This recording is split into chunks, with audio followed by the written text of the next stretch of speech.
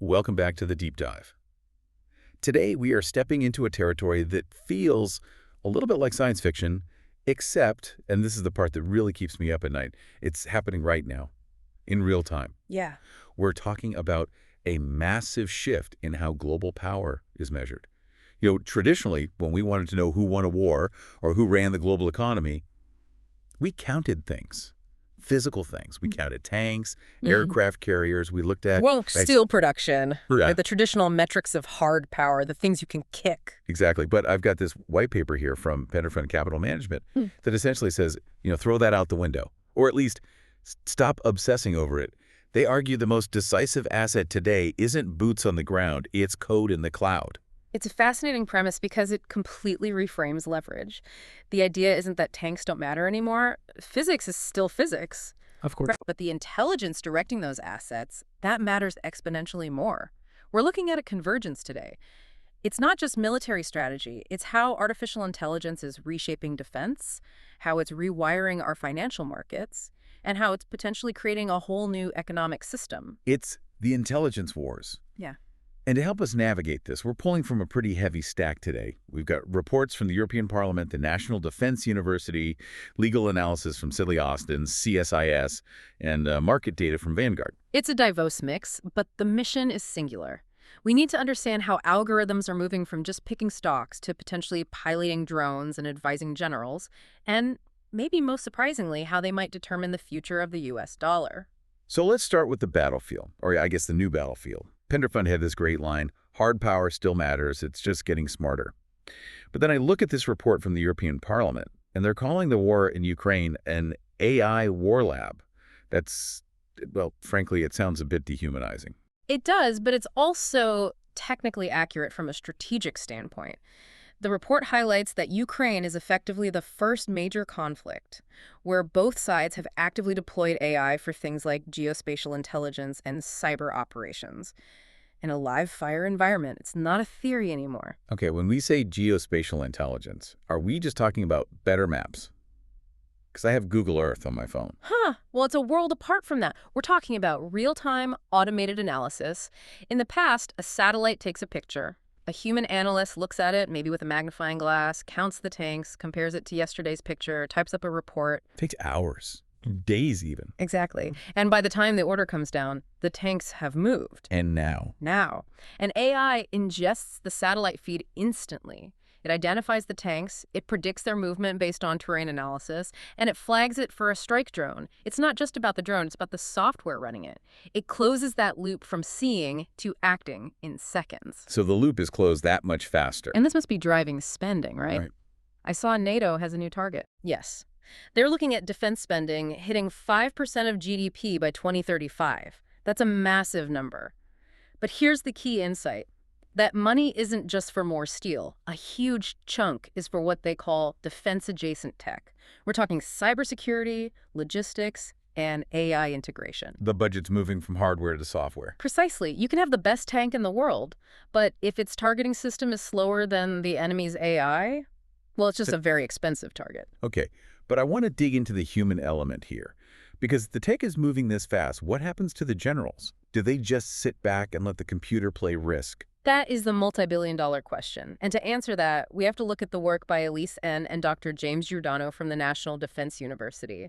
They introduce a concept they call operational velocity. Operational velocity. Sounds like a buzzword, but Okay. break that down for us. Why does this matter? It matters because it changes the nature of authority. Operational velocity is the speed at which a military can process information and act on it. AI compresses that time. But Annette and Giordano argue AI is becoming something more than just a tool. They call it an epistemic actor. An epistemic actor. Okay, let's unpack that. Epistemic. That relates to knowledge. Exactly. It means the AI determines what we know. Think about it. The AI filters all the data before a human even sees it. It decides what's noise and what's signal. It decides what is actionable. So if the AI says this blip on the radar is a threat and this blip is a bird, the human commander is already operating inside the reality the AI has created for them. That's terrifying. It's like wearing augmented reality glasses that you can't take off. You only see what the software highlights. If the AI misses something or hallucinates something, the human reality is warped. You've got it. We are moving toward what they call intelligentized warfare. The risk is that the AI frames the choices so narrowly that the human just rubber stamps the machine's suggestion because they physically cannot process their raw data fast enough to disagree. That feels like a subtle but massive shift in who's in charge. We just hand the keys over because we're too slow to drive. It is. And despite the risks, governments are doubling down. The U.S. Department of War, and yes, for our listeners, that is what it's noted as in our 2026 source material, Undersecretary Emil Michael is pushing for rapid, enterprise-wide AI integration. The stated goal is decision superiority. Which is just a fancy way of saying making better decisions faster than the other guy. Right. It's that old Odo, loop, observe, orient, decide, act. If you can cycle through that faster than the enemy, you win. Even if their tanks are bigger, it's speed over mass. But is there a risk we're moving too fast? I'm looking at this RAND Corporation report, and they make a pretty scary comparison. They compare AGI, artificial general intelligence, to the nuclear breakthrough of 1938. The wonder weapon risk. In 38, splitting the atom changed the physics of warfare forever. Rand argues AGI does the same. But the risk profile is different. With nukes, the barrier to entry was sky high. You needed centrifuges, uranium, massive state resources. You couldn't build a nuke in your garage. Exactly. But with AI, the risk is that AGI lowers the barrier to entry for everything else. Imagine a non-specialist, someone with no PhD in chemistry or biology, suddenly having an AI tutor that can teach them how to synthesize a biological weapon. Yeah. Or code a devastating cyber virus. So the wonder weapon isn't just that a state gets a supercomputer, it's that a terrorist group in a basement gets a PhD-level consultant in mass destruction. That's it. The capabilities it unlocks for bad actors who previously didn't have the skills. That's the proliferation nightmare. It democratizes the ability to cause mass harm. Wow. Okay, so on the physical battlefield, AI makes things faster, deadlier, and accessible to the wrong people. I want to pivot now, because if AI is making war faster, I have to imagine it's doing the same thing to our money. Absolutely. And in some ways, the financial battlefield is even more fragile because it's purely digital. There are no tanks, no mud to slow things down. It's just numbers moving through fiber optic cables. And we have this analysis from Sidley Austin LLP. They're warning about flash crashes. Now, we all remember the flash crash of 2010, right? May 6, 2010. The Dow plunged about 1,000 points in minutes, then recovered.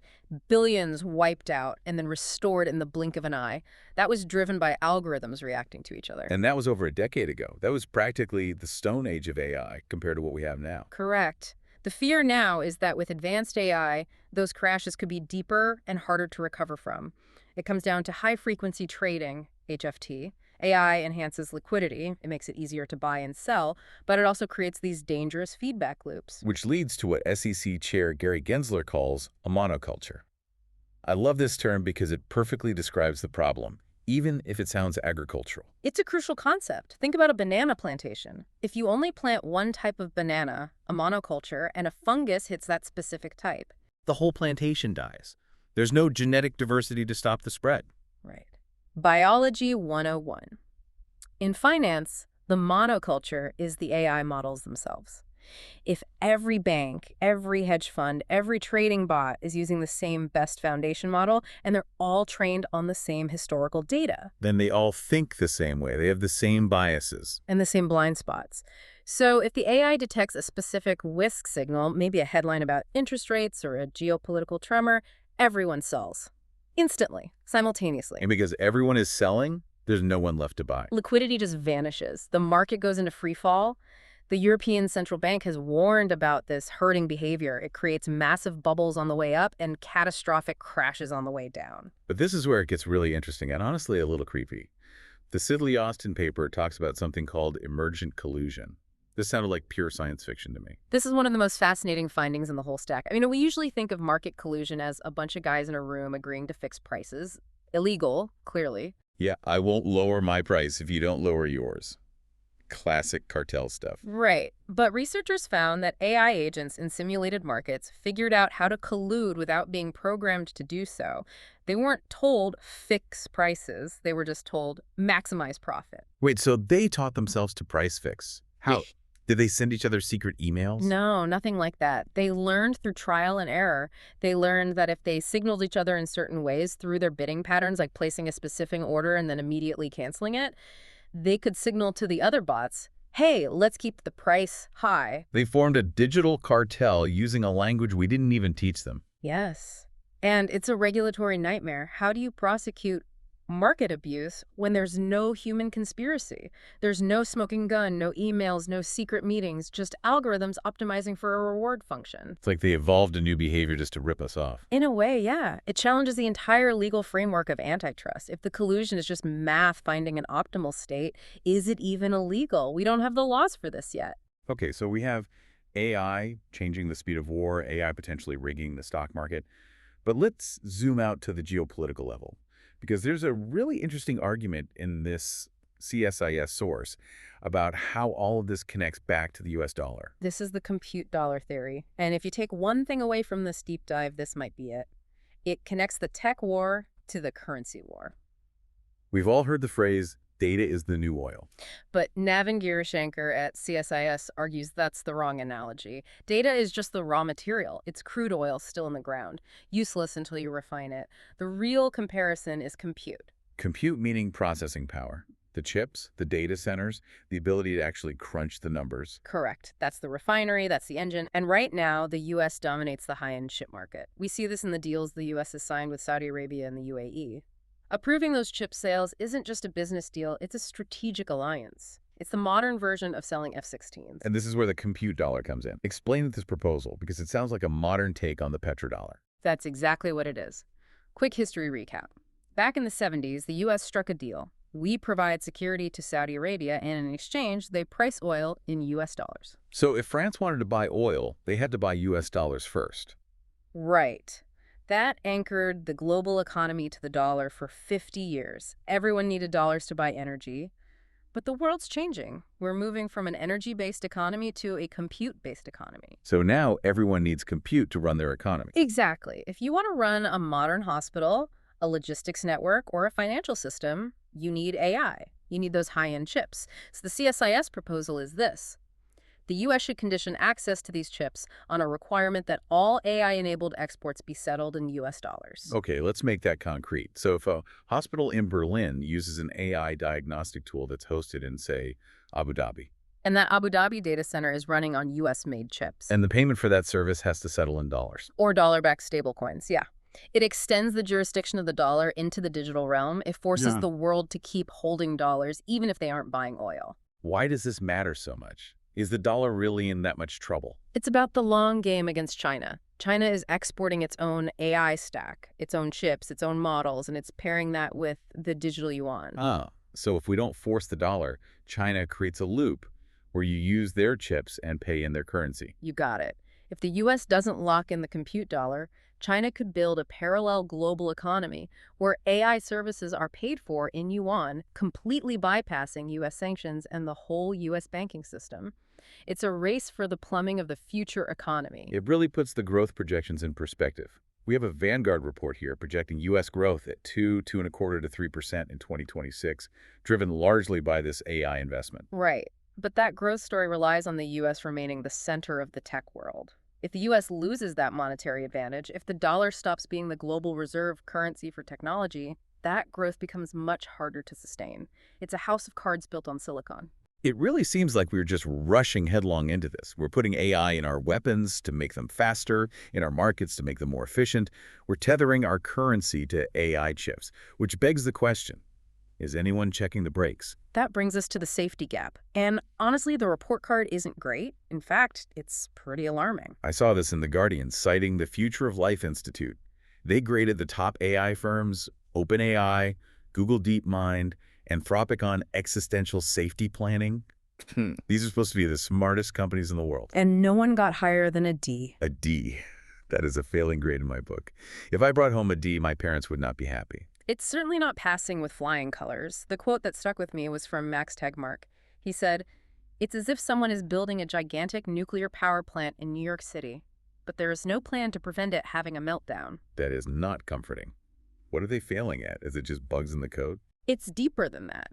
It's the disparity between capability and safety. We are excellent at making the models smarter. We spend billions on that. We are spending pennies on containment. If a model goes rogue or hallucinates or it's stolen by a bad actor, what's the kill switch? And the answer right now is basically, we're working on it. They're building the engine before they've built the steering wheel. And it's not just the AI models themselves, right? The Financial Stability Board, the FSB, pointed out another vulnerability. It's not just the software, it's where it lives. Right, the third-party problem. The entire financial sector has this dangerous reliance on a tiny number of providers for cloud computing and hardware. I mean, think about it. Amazon Web Services, Microsoft Azure, Google Cloud. If one of those goes down. It's not just that you can't access your email and watch Netflix. The backbone of the financial system stops.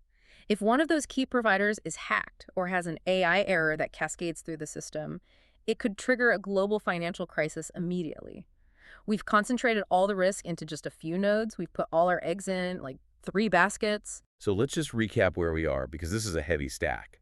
We have the AI war lab in Ukraine showing us that warfare is faster, automated, driven by epistemic actors. We have the monoculture risk in the market where everyone's algorithms might jump off a cliff together.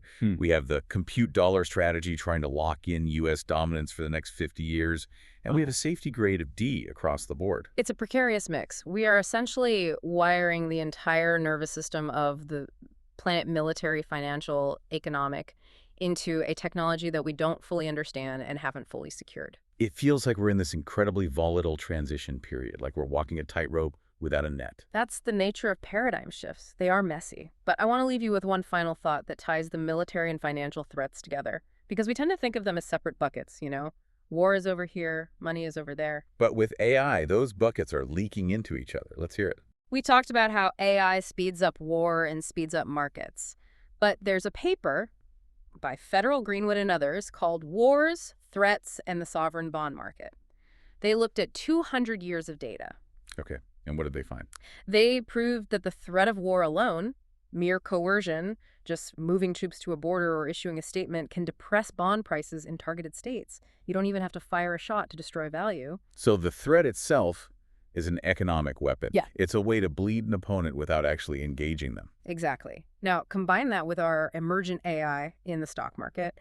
In an age where algorithms can collude and military decisions happen in milliseconds, imagine an AI system that detects a military threat. Before a human even knows it's happened. Right. Say a military AI moves a drone fleet or repositions a satellite. A financial AI sees that data instantly. And it dumps the bonds of that country. Precisely. So the question is, if an AI threatens a financial attack, or if a military AI signals a posture change that a financial AI picks up on, will the market crash before a human even reads the notification?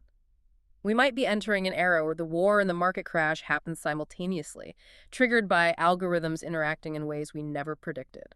That is a lot to mull over. The convergence of threats where the speed of the code outpaces the speed of the human mind. It makes you wonder who's really in charge. It does, and that's why staying informed is really the only defense we have. Absolutely. Well, on that cheerful note, we're going to wrap up this deep dive. It's better to be informed than surprised. I couldn't agree more. Thank you for listening. Keep watching the code in the cloud, because it's watching you. Stay curious, stay human. We'll see you next time.